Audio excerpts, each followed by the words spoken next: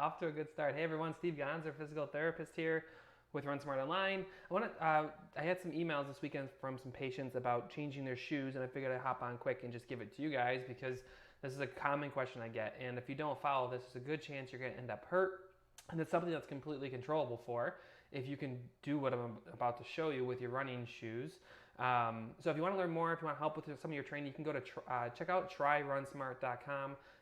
You can actually take a look at some of the things that we can do to help you with your running. But one of the big things that we see with runners when they want to change their running shoes is that they just go from one shoe to the other and they think, it's the same exact shoe, same model, same brand, same year, so I shouldn't have to do anything special to get into this new shoe. Problem with that thinking is no shoe is actually the same. I don't care if it's the exact same pair, same model, same year, and I want to show you why, and then I'll show you really quick how to fix that. So let's see, let me go to this, and I just want to kind of show you loosely, like this is flexibility here, and this is time, or you can think about this as miles. In shoe A, that can be any shoe. It could be a Nike, it could be a Hoka, it could be Adidas, it could be whatever, Saucony, whatever you want it to be, it doesn't matter. But it should make sense to you that when you take that shoe out of the box, relative to itself, it's going to be the most stiff it's ever been. So even if you have a super flexible shoe or you have a really rigid shoe, the first time you take it out of the box and put it on your foot, that is the most stiff that shoe will be. Because what's going to happen over time, and that graph is going to illustrate, is as you run in the new shoe, it's going to break down a little bit. So if you just take a look again here, as time goes on, the shoe's going to gain flexibility. It's going to increase its flexibility because, running is, the average runner takes 80 steps a minute, 160 if you're counting both legs, and you're putting 300-400 miles on a pair of shoes. It's understandable that shoe's going to break down over time and you gain more flexibility. The cool thing about that is your body loves slow and gradual.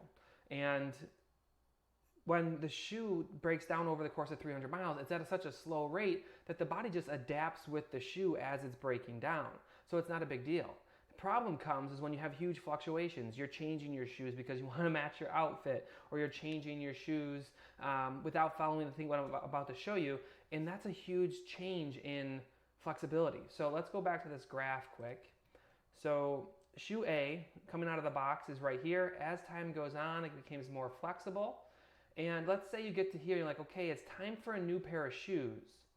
And I'm gonna go back and I'm gonna get shoe A out of the box. But what do we know about shoe A? Its flexibility is down here. It doesn't have the flexibility of a shoe that has 400 miles on. So what happens is the body has to make up the difference and has to learn how to adapt to a shoe that is, for all purposes, completely different than what it's used to. And without the consistency, it's an easy way to set yourself up for injury. So I have a little formula I'd like to show you. If you're interested in having me help a little bit more with your running, just go to tryrunsmart.com. There's some things there you can take a look at, but this is the kind of the stuff that we teach and provide to people. So here's what I want you to do with your shoes. Again, it doesn't matter what type of shoe it is. You just got to follow this little system. So here it is. All right, so let's zoom this thing over.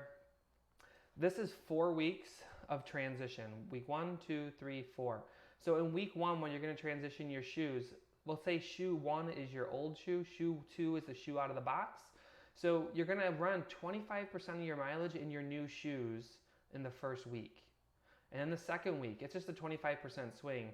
You're gonna go 50-50, and then you're gonna be doing 75% in your new shoes, and then in week 4, you're at 100% of your mileage in your new shoes. The reason why this works, and I don't have research behind this, all I have is the last 10 years of watching people change their shoes, get hurt, and me saying, what'd you do differently? Oh, nothing, except I got a new pair of shoes.